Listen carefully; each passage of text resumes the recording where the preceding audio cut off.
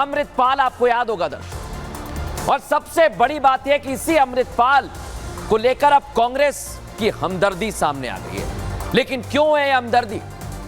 लोकसभा चुनाव में कांग्रेस और पूरे विपक्ष ने खुद को संविधान का रक्षक बताया।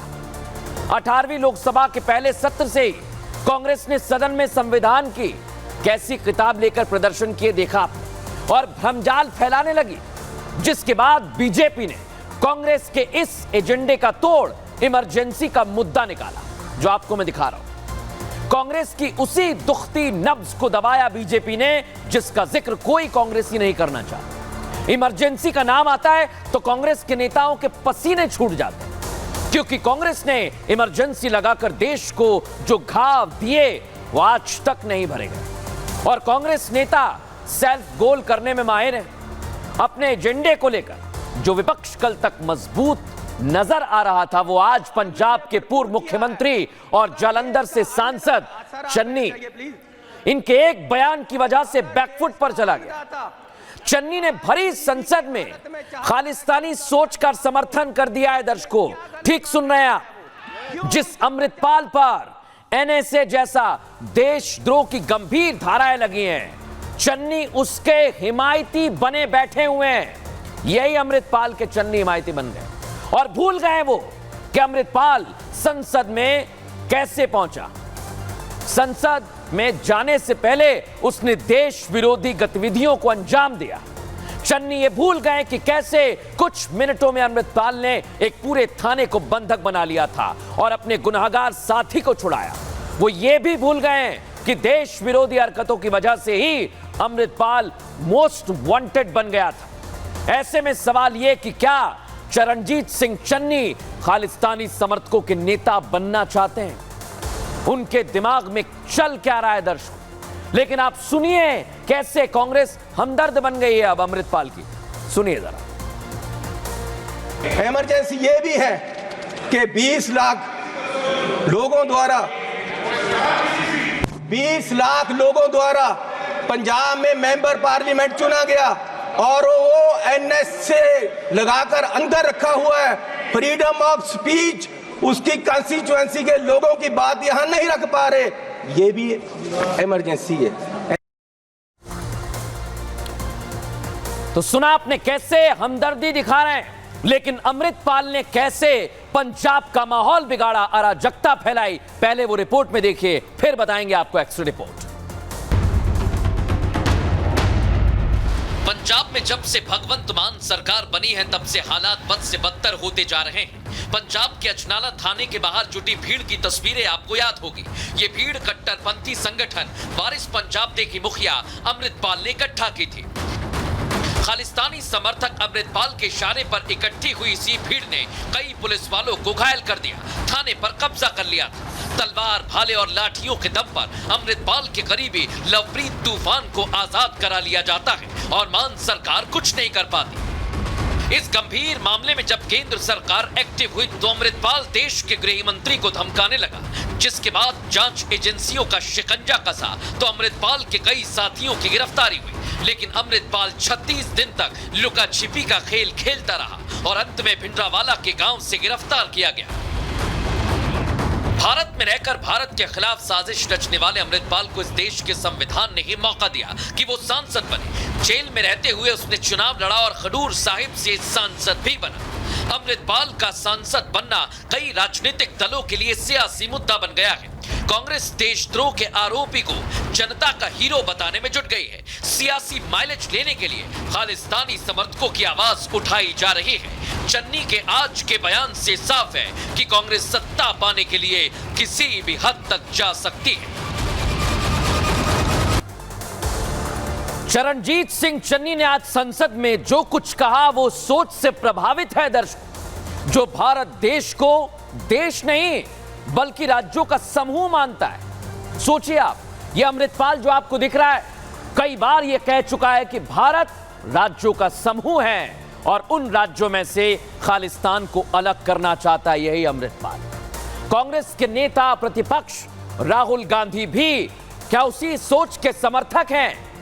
यही वजह है कि चन्नी, राहुल और अमृतपाल की सोच को संसद में उठा रहे हैं। तीनों की सोच कैसे मिलती है वो मैं आपको अब सुनवाने वाला हूं, सुनिए जरा। There was no Bharat, there was no India. It's a union of states. We must respect the unions. We must respect the states.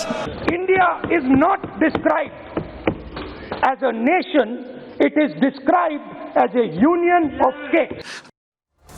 दोनों को सुना आपने, सोच देखी दर्शकों।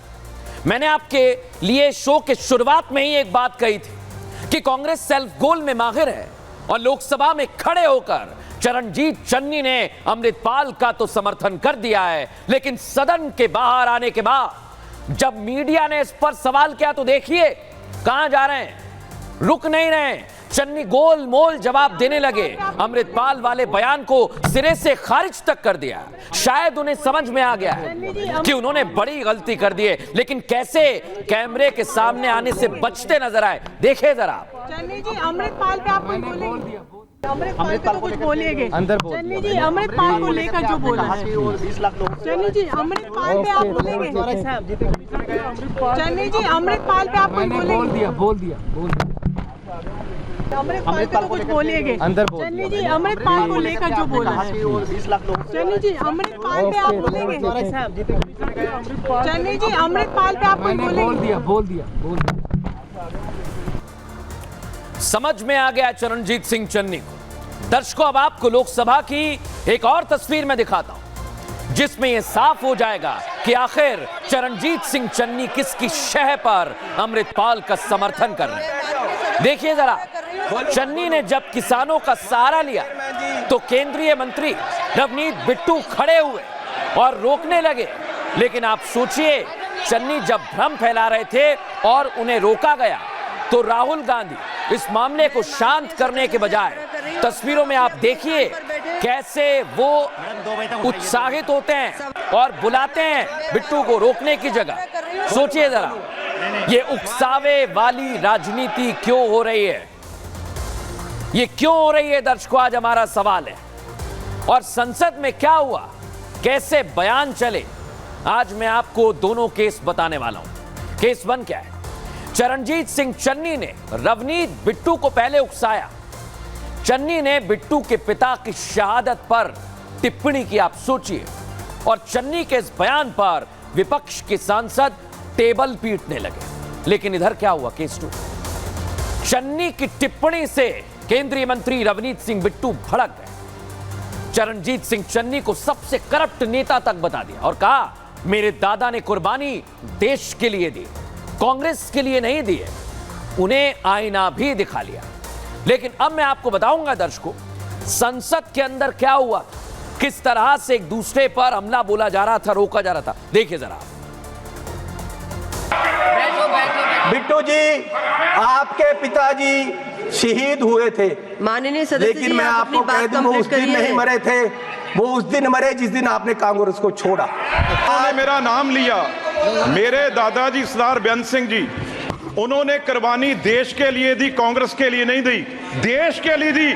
और ये इस चन्नी की बैठो। ये अपनी जायदाद पूछे इनको, ये आप गरीबी की बात कर रहे हैं। अगर सारे पंजाब से सबसे अमीर आदमी ये ना हो और सबसे करप्ट ना हो, मैं अपना नाम बदल दूंगा। तो देखा आपने कैसे हंगामा हुआ दर्शकों। लेकिन अब मैं आपको सुनवाऊंगा, इस पर भी प्रतिक्रियाएं सामने आ रही है। कौन क्या कह रहा है, सुनिए जरा। इंदिरा गांधी का हत्यारा खालिस्तानी और खालिस्तानी का समर्थन कांग्रेस का, बाहर कांग्रेस जय चन्नी, कांग्रेस का हाथ खालिस्तानियों के साथ। कांग्रेस पार्टी आज अलगाववादी और खालिस्तानियों के समर्थन में उतर आई है। जो व्यक्ति भारत के टुकड़े टुकड़े करने की बात करता है, पैरवी करता है, इंदिरा गांधी जी की हत्या को सही बुलाता है, उसके बचाव में और उसके पक्ष में आज बात रखी जा रही है। हमले सियासी हो रहे हैं दर्शकों, लेकिन आपके लिए हम एक्सरे रिपोर्ट लेकर आए। क्या वो एक्सरे रिपोर्ट कहती है? सबसे पहले केस हिस्ट्री, जो केस आज हमारे सामने आया उसकी हिस्ट्री क्या कहती है दिखाते हैं आप। 23 फरवरी 2023 अजनाला थाने पर अमृतपाल ने हमला कर दिया। अमृतपाल के नेतृत्व में थाने पर कब्जा तक कर लिया गया। दर्शकों, हजारों समर्थक बंदूकें और तलवार लेकर थाने पहुंच गए। 5 पुलिसकर्मियों को घायल कर दिया गया। इतना ही नहीं, अमृतपाल ने अपने करीबी को लवप्रीत तूफान को छुड़ा लिया और लवप्रीत पर अपहरण तक के मामले दर्ज हैं।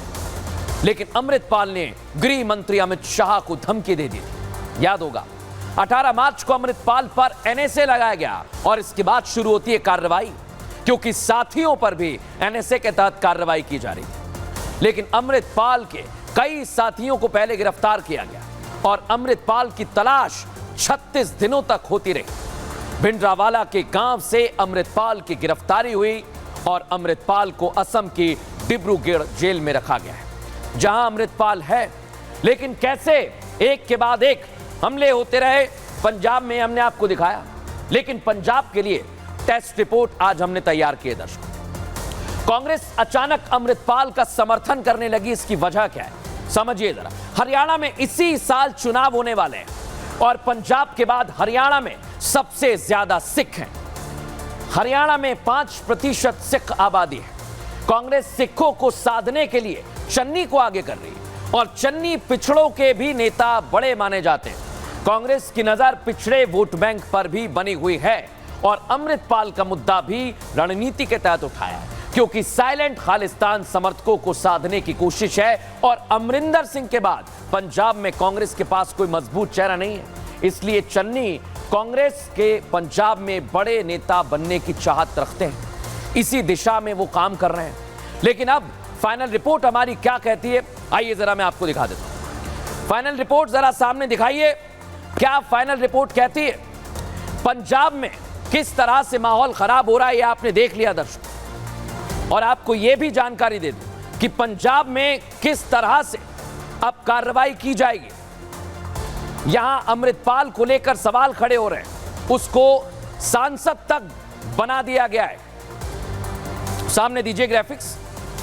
अमृतपाल की सांसदी को चुनौती दी गई है दर्शक। विक्रमजीत सिंह ने हाई कोर्ट में याचिका दाखिल की है और विक्रमजीत खडूर साहिब से निर्दलीय प्रत्याशी थे। अपनी याचिका में विक्रमजीत ने 5 बातें कही हैं। अमृतपाल ने अपने नामांकन दस्तावेज में कई जानकारियां छिपाई।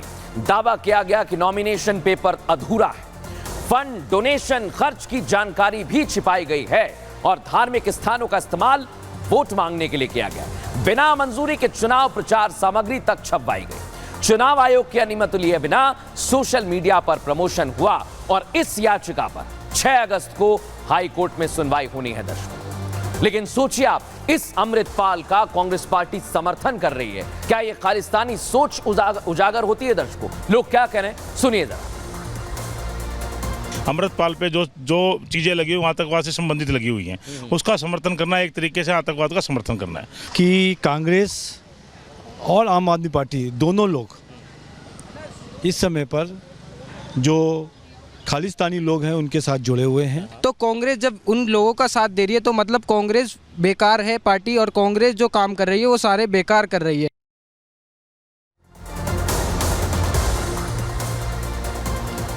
तो देखा दर्शकों आप, कैसे लोग कह रहे हैं